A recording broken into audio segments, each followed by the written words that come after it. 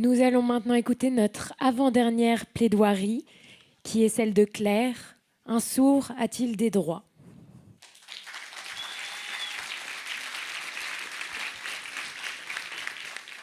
Qu'est-ce que le handicap ?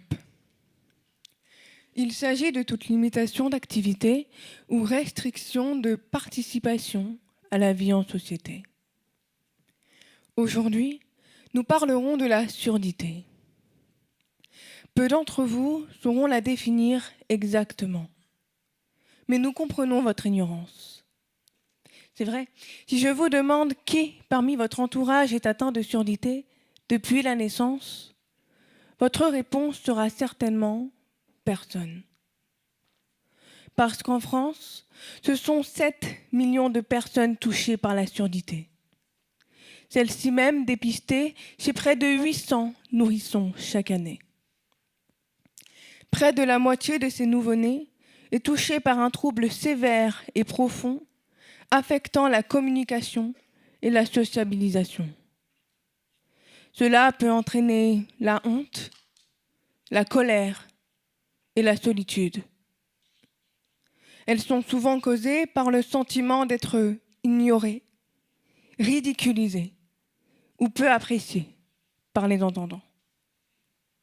Alors, comment s'intégrer dans une société majoritairement constituée d'entendants ? Durant de longues années, les personnes atteintes de surdité se sentaient inférieures aux entendants. Mais la loi numéro 2005-102 du 11 février 2005 va tout changer. En effet, elle vise à l'égalité des droits et des chances, à la participation et à la citoyenneté des personnes handicapées. Elle apporte de nombreuses avancées, notamment dans les milieux scolaires et professionnels.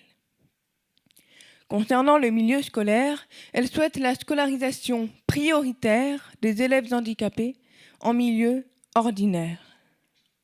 Ainsi, elle favorise l'inclusion scolaire. En France, cela concerne 7 326 élèves atteints de surdité. Même si cette loi est censée les mettre sur un pied d'égalité avec les entendants, elle n'empêche pas moins les moqueries dans les cours d'école. C'est malheureusement le cas de Rose Penel, appareillée qu'à seulement 8 ans. Au collège, des camarades s'amusent à lui crier dans les oreilles pour que les sons résonnent dans ses appareils. Une de ses professeurs l'a plaquée contre une porte car elle n'avait pas entendu sa demande. Trouvez-vous cela normal ? Eh bien moi non. Non, parce que ce comportement a des conséquences sur l'enfant. À ce moment-là, j'ai du mal à accepter mon handicap et ma confiance en moi dégringole, déclare-t-elle. C'est seulement au lycée que j'ai compris que lorsque tu te considères normalement, les autres vont aussi te considérer normalement. Cette phrase me rappelle l'histoire de Gaëlle. Gaëlle, 17 ans, malentendante depuis sa naissance et appareillée dès l'âge de 3 ans, a développé un complexe à propos de sa surdité. Oui, un complexe. Un jour, elle découvre ses problèmes d'articulation et de prononciation. Depuis, elle a peur de s'exprimer en public, alors elle préfère rester discrète pour cacher son handicap. L'intégration scolaire en milieu ordinaire peut être difficile. Les entendants ne sont pas sensibilisés à la surdité, car c'est un handicap invisible. Dans le milieu professionnel, les malentendants rencontrent moins de difficultés. D'une part, parce que les employeurs et les employés comprennent mieux la situation. D'autre part, grâce à la loi du 11 février 2005. Celle-ci exige que l'employeur prenne les mesures appropriées permettant aux travailleurs handicapés un confort optimal. Un refus est constitutif d'une discrimination. Marion, malentendante, déclare être dans une entreprise depuis plusieurs années et tout s'est toujours bien passé. En revanche, elle perd de son assurance lorsqu'elle rencontre une nouvelle personne. Elle doit s'adapter à sa voix, qui n'est pas forcément propice à son audition. Souvent, c'est aux personnes malentendantes de s'adapter aux autres, mais cela les fatigue davantage. Il serait alors préférable que cette adaptation se fasse des deux côtés. En outre, c'est exactement ce qui est exigé par la loi. Par ailleurs, suite à ce texte, la MDPH, la Maison départementale des personnes handicapées, a été créée. Il s'agit d'un lieu unique d'accueil, d'accompagnement, d'information et de conseil aux personnes handicapées et leurs familles. Elle permet aussi une sensibilisation de tous les citoyens au handicap. Malheureusement, elle n'accorde pas systématiquement aux personnes la possibilité d'être reconnues à la hauteur de leur handicap. Néanmoins, la CDAPH, la Commission des droits et de l'autonomie des personnes handicapées, nous apporte des aides financières et matérielles. Gaël, n'étant reconnu handicapé qu'à 30%, ne reçoit aucune aide financière, même pas pour ses aides auditives.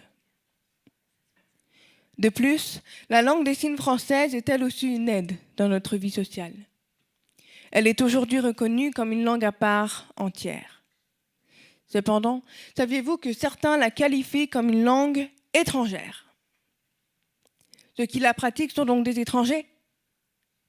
Cette affirmation est une aberration, une honte. Où est l'inclusion dans ce cas?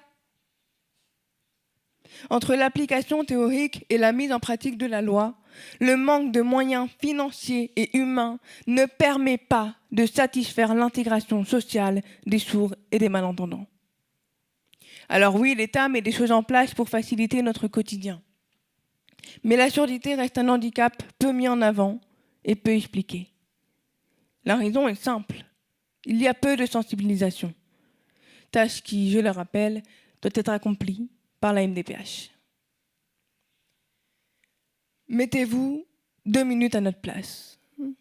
Voudriez-vous vivre avec un complexe, avec une peur constante de l'avenir, avec la honte, la colère, la solitude, tous causés par votre différence? Je ne pense pas. C'est pourquoi davantage d'interventions sur la surdité devraient être mises en place, autant dans les milieux scolaires que professionnels. De plus, un atelier de langue des signes française devrait être organisé dans tous les établissements scolaires afin d'apprendre les signes basiques, ce qui facilitera l'interaction avec un sourd, un malentendant, un muet, et même entre vous, entendants. En somme, mesdames et messieurs, si je suis malentendante, je ne suis pas pour autant une handicapée. C'est la société qui me met en situation de handicap par la non-réalisation des habitudes de vie. Alors travaillons ensemble pour éviter des deux côtés de ne pas se comprendre, car